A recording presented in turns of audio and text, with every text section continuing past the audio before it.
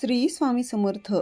तूळ राशीच्या माझ्या स्वामी भक्तांनो, आज 29 ऑगस्ट आणि आजचा दिवस तुमच्यासाठी वर पाहता अगदी सामान्य वाटू शकतो. सकाळ नेहमीसारखी सुरू होईल, घरात नेहमीचीच कामं असतील, मोबाईलवर नेहमीचे मेसेज असतील, कुणाचा फोन येईल, कुणाचा मेसेज येईल, कदाचित एखादं काम पुढे ढकललं जाईल. पण या सगळ्या सामान्य गोष्टींच्या मध्ये एक छोटासा प्रसंग तुमच्या मनात मोठा प्रश्न निर्माण करू शकतो.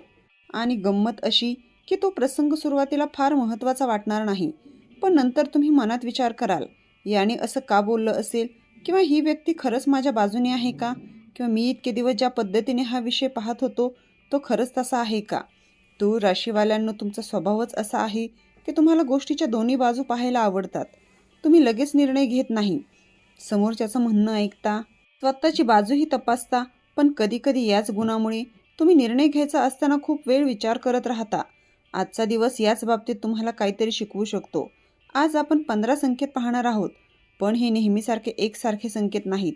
एक संकेत तुमच्या निर्णय क्षमतेबद्दल आहे, एक तुमच्या कामाबद्दल, एक पैशाबद्दल, एक घरातील वातावरणाबद्दल, एक मैत्रीबद्दल, तर एक तुमच्या स्वतःच्या मनाबद्दल, आणि शेवटचे संकेत तुमच्यासाठी एक महत्त्वाचा दिशादर्शक संदेश घेऊन येतात. म्हणून हा व्हिडिओ शेवटपर्यंत ऐका. आणि जर तुम्ही स्वामी समर्थांवर श्रद्धा ठेवत असाल तर कमेंटमध्ये श्री स्वामी समर्थ नक्की लिहा. चला तर मग सुरुवात करूया. संकेत क्रमांक 1. एका निर्णयासाठी तुम्हाला शेवटी स्वतःची बाजू निवडावी लागेल. तूळ राशीवाल्यांनो, आज एखादा निर्णय तुमच्यासमोर येऊ शकतो. मोठा असायलाच हवा असं नाही. एखाद्या व्यक्तीला हो म्हणायचं की नाही, एखादं काम स्वीकारायचं की नाही, कुठे जायचं, कुणाला भेटायचं, एखाद्या प्रस्तावाचा विचार करायचा की सोडून द्यायचं, अशी साधी गोष्ट असू शकते. पण समस्या निर्णयात नाही. समस्या अशी असेल की तुमच्या मनात 2 आवाज सुरू होतील. एक म्हणेल चल करून बघूया, दुसरा म्हणेल नको थोडं थांब, आणि तुम्ही दोन्ही बाजूंचा विचार करत राहाल. इथे एक गोष्ट लक्षात ठेवा, प्रत्येक निर्णयामध्ये 100% खात्री मिळत नाही. काही निर्णय माहिती, अनुभव आणि उपलब्ध पर्याय पाहून घ्यावे लागतात. आज स्वतःला एक प्रश्न विचारा, मला खरंच काय योग्य वाटतंय, लोक काय म्हणतील यापेक्षा तुमच्यासाठी योग्य काय आहे हे पहा. कारण सतत सगळ्यांना खुश ठेवण्याचा प्रयत्न केला तर शेवटी स्वतःचाच आवाज ऐकू येणं बंद होतं. संकेत क्रमांक 2. एका व्यक्तीचं अचानक बदललेलं वागणं तुमच्या लक्षात येईल. आज तुमच्या आसपासची एखादी व्यक्ती नेहमीपेक्षा वेगळी वागू शकते. नेहमी खूप बोलणारी व्यक्ती शांत असेल, नेहमी मेसेज करणारी व्यक्ती आज संपर्कात नसेल, किंवा उलट ज्याच्याकडून तुम्हाला फारशी अपेक्षा नाही तोच अचानक तुमची विचारपूस करेल. आणि इथे तूळ राशीवाल्यांनो, लगेच निष्कर्ष काढू नका. एक दिवसाचं वागणं म्हणजे कायमची भावना असते असं नाही. लोकांच्या स्वतःच्या समस्या असतात, त्यांचा मूड असतो, त्यांच्यावर वेगवेगळ्या जबाबदाऱ्या असतात. म्हणून आज कुणाच्या एका वागण्यावरून नात्याचा निर्णय घेऊ नका. पहिल्यांदा निरीक्षण करा, दुसऱ्यांदा संवाद करा आणि मगच निष्कर्ष काढा. कदाचित तुम्हाला वाटत असलेली गोष्ट आणि वास्तविक कारण यात खूप फरक असेल. संकेत क्रमांक 3.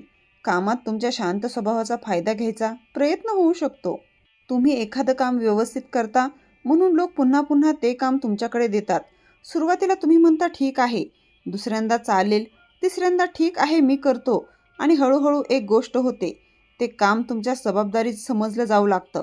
आज अशी परिस्थिती निर्माण झाली तर थांबा, नम्रपणे सांगा, हे काम मी करू शकतो पण माझ्या सध्याच्या कामानंतर.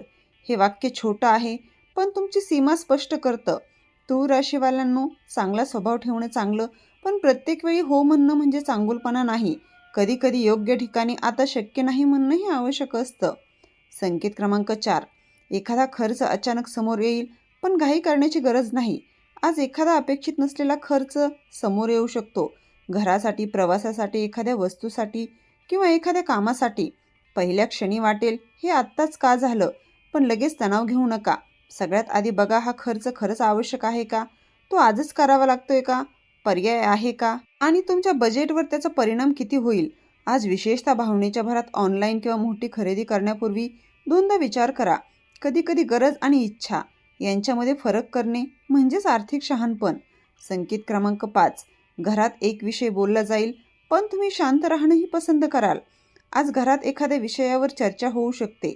सगळ्यांची मतं वेगवेगळी असतील, कोणी तुमच्या बाजूने असेल, कोणी विरोधात, आणि तुमचं मन म्हणेल आता मी काही बोललो तर विषय वाढेल. जर खरंच वातावरण तापलेलं असेल तर शांत राहणं चुकीचं नाही, पण कायम शांत राहणंही योग्य नाही. योग्य वेळ आली की तुमची बाजू स्पष्ट बोला. शांत राहणं म्हणजे कमजोर असणं नाही आणि आवाज मोठा करणं म्हणजे बरोबर असणं नाही. तुमचा खरा प्रभाव तुमच्या शब्दांच्या स्पष्टतेत आहे. संकेत क्रमांक 6. एखाद्या जुन्या मित्राची आठवण अचानक येईल.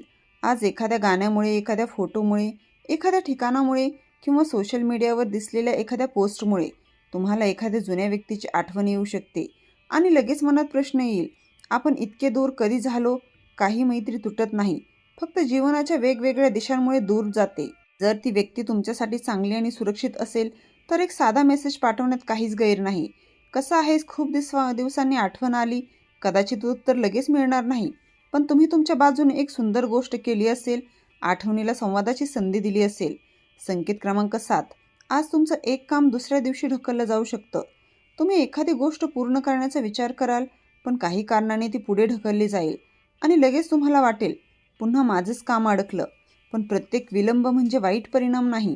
कधीकधी थोडा वेळ मिळणं म्हणजे आपल्याला तयारी करण्याची संधी मिळणं असतं. आज एखादं काम पुढे गेलं नाही तर त्याचा उपयोग करा. तयारी करा, कागदपत्र तपासा, माहिती पुन्हा बघा आणि जेव्हा योग्य वेळ येईल तेव्हा तयार राहा. थांबणं आणि हार मानणं यात फरक आहे. संकेत क्रमांक 8. सोशल मीडियावर दिसणाऱ्या गोष्टीमुळे स्वतःची तुलना करू नका.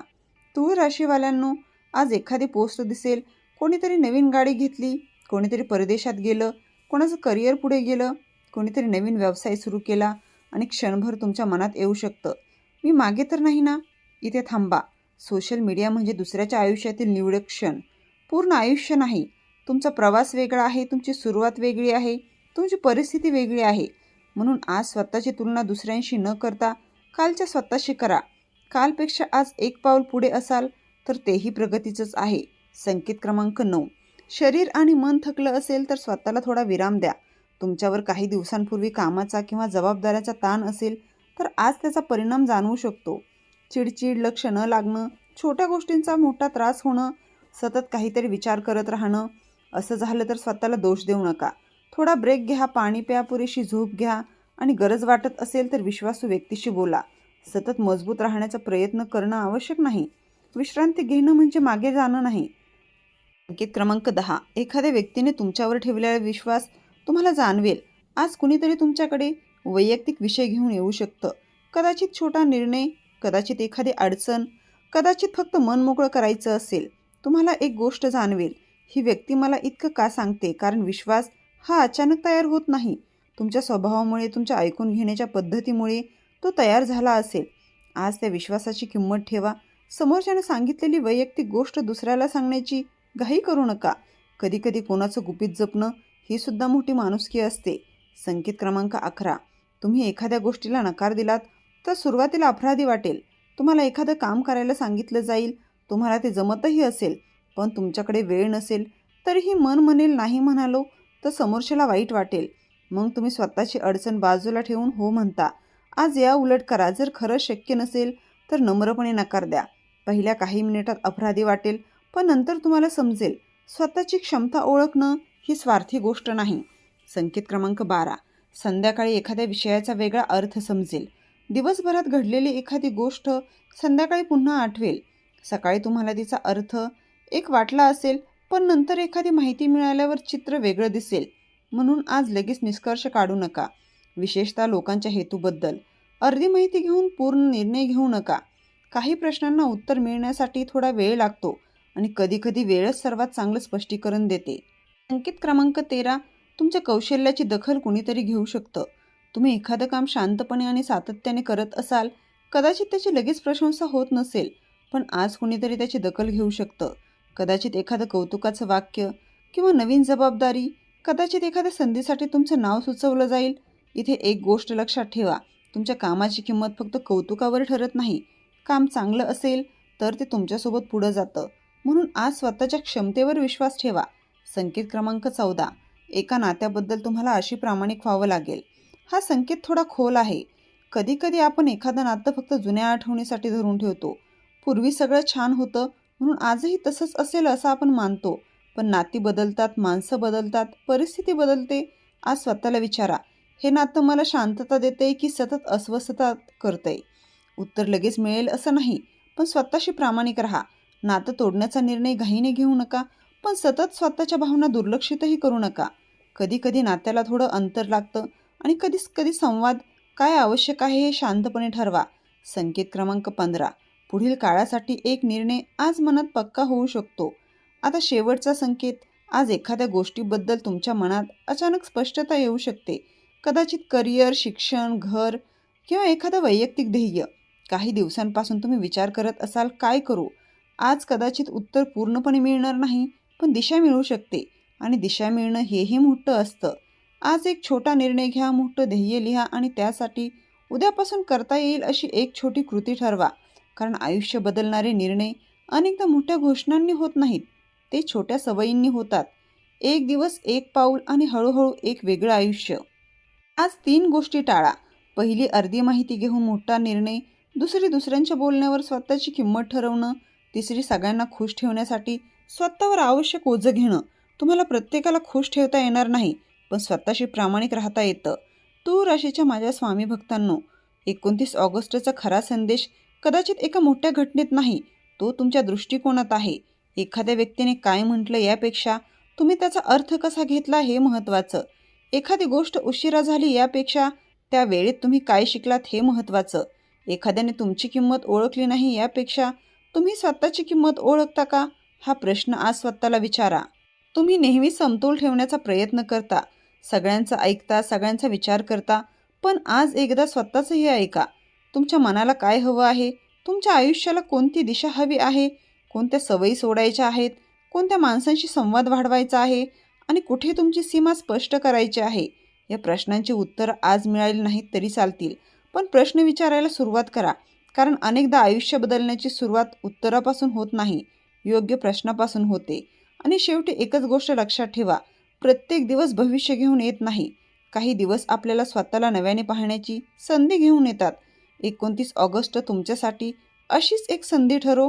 तुमच्या घरात आनंद राहो, तुमच्या मनात शांतता राहो, तुमच्या कष्टांना योग्य दिशा मिळो आणि तुमच्या आयुष्यातील चांगली नाती अधिक मजबूत होवोत. जर मनापासून श्रद्धा असेल तर कमेंटमध्ये लिहा श्री स्वामी समर्थ, श्री स्वामी समर्थ, श्री स्वामी समर्थ.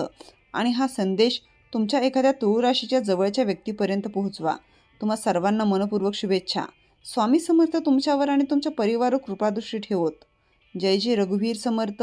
श्री स्वामी समर्थ.